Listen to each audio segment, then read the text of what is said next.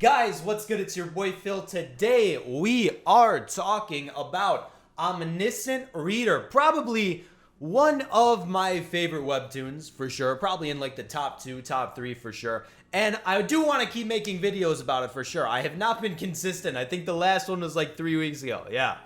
Not consistent at all. That's what you get. Hey, you get what you pay for, man. Right? Omniscient Reader. But I love the series. I'm going to keep making videos about it for sure. Review type videos like this one, like you're going to see, like I do with like solo leveling and what I'm going to do with Tower of God, all that type shit. So look forward to those. If you do want to watch me react to the chapters live, go ahead. Go follow me on Twitch. I do them all there. All the VODs are up. You can go check them out. Good stuff. Fun stuff there for sure. But this series, man, it's getting pretty good. Today we're talking about chapter 27 to I think like 36, something like that.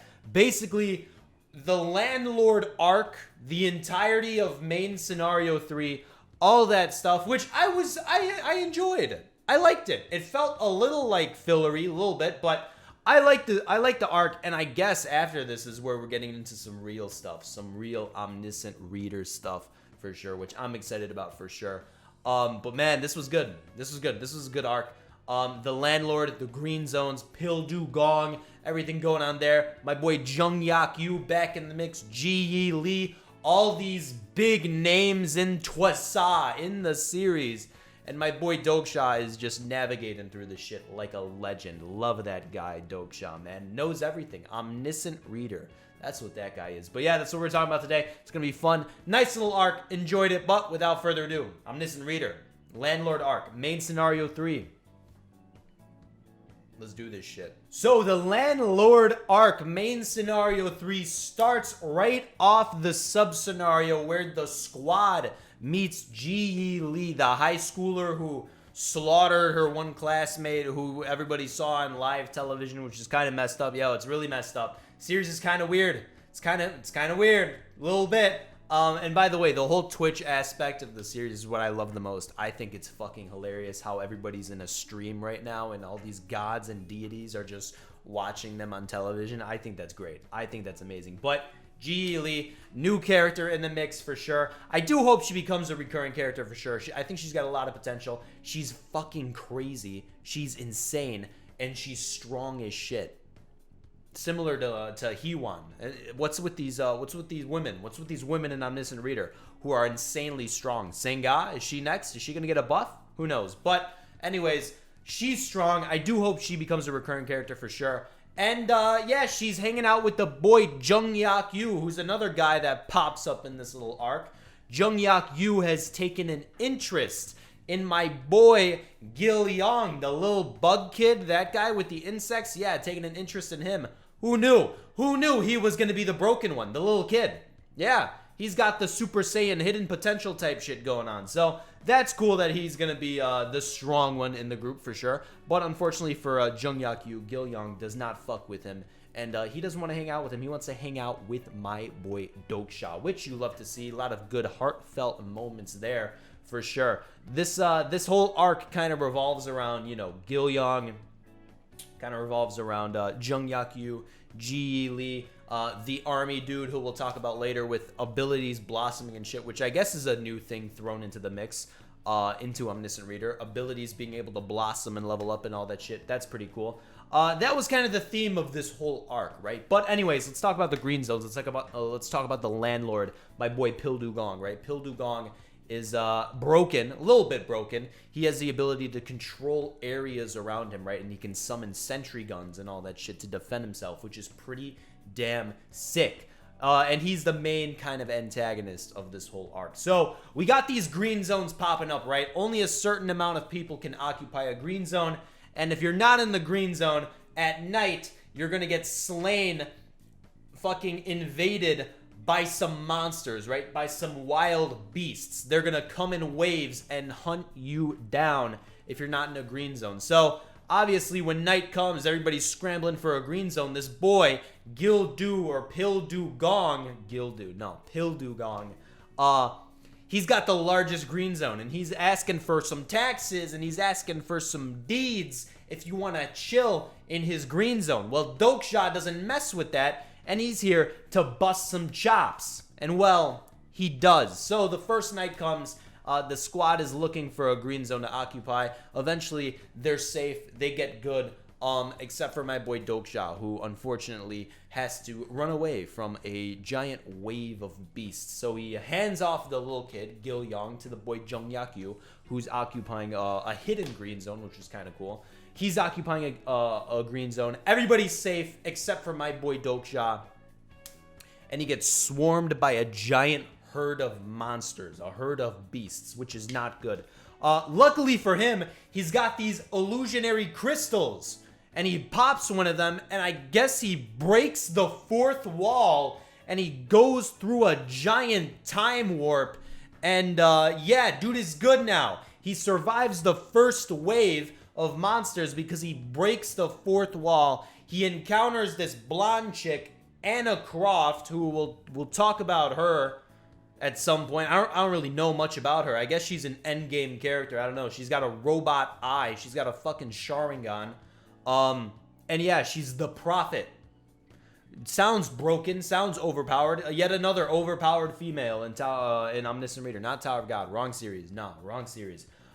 Yeah, she's broken. And good stuff. Good stuff. He lives. That's a good thing. And they survive the first wave of monsters in main scenario 3. There's 6 more to go. You got to survive 7 nights to get through the main scenario 3. So a lot of other stuff happens. They're trying to awaken this is my favorite part. This is my favorite part of the whole arc, is when they're trying to S rank with the fucking army boy, because he's very low self-esteem. Very low self-esteem. He can't get his ability to blossom. It was supposed to blossom last arc. Didn't happen. It happened to the girl Iwan instead. And he's down bad. He's down bad for sure. And the whole squad has to try and coax this guy, persuade him, make him feel good in order for him to blossom his ability. And my boy Gil-young is the one who does it. And he's just like, hey, man, you're really swole. I appreciate that. And yeah, that's it. That's all it took. Really easy, simple, nice. So they go after Pildu Gong yet again. And his ability blossoms, which is pretty sick. He's able to Luffy stretch his arms, I guess, or get really swole and get a fat-ass arm and smash the ground and shit. Basically breaks Pildu Gong's entire green zone, which, you know, the perfect counter to an overpowered ability. You love to see that. And complete chaos ensues. That's what I like to say. Complete chaos ensues as the whole squad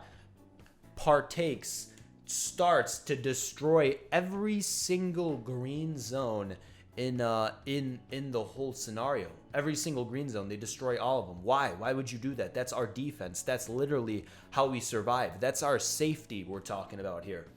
Not good things. Not good things at all. There are no green zones left. My boy Dokja actually spends all his coins. He spends 20,000 coins. He buys a few things. He buys some mana potions. He buys a contract. He buys the gold membership to the shop. Nice. He got fucking Robin Hood gold, bro. And he's gonna make a contract with the boy Pildu Gong, right? Because Pildu Gong is not looking good. Not looking good right now. He's on the other channel, the other Dokja channel. This is actually, they say this in the manhwa. I find this hilarious. He's on the other Dokja channel, and they're running out of sponsors, and he's running out of mana. So he signs a contract with my boy Dokja, and yeah, my boy Dokja has a slave. He's got a employee now. It's kind of funny. I forgot to mention, by destroying all the green zones, my boy Dokja overloads the Twitch system. Overloads the system and makes the rest of 4 days worth of monsters all spawn at the same time, so we can complete the scenario all in one go. So he's got the high ground too, by the way. That's how he gets him to sign this contract. Pildu Gong signs the contract. And my boy Dokja is over here supplying him with the mana potions he bought. So it was a 20,000 gold worth investment, and I think it went well. I think it went well for my boy Dokja, because he has Pildu Gong by the balls now, and he's he's sponsoring him. I don't think that's ever happened in like the history of history. He's sponsoring another guy. It's kind of wild, but nice. In a weird way, we've recruited Pildu Gong into the squad. I don't know if he's gonna be a recurring character. He might be. He seemed important when they were hyping him up in the beginning when they introduced him, and then he was a part of the series and all that stuff. I guess he's gonna be a recurring character, which is kind of weird, but hey, we got him now, which is pretty good. And now my boy Dokja is off to go mess with Junghyeok Yu, who apparently is about to die now, which is weird. If he dies, what the hell happens?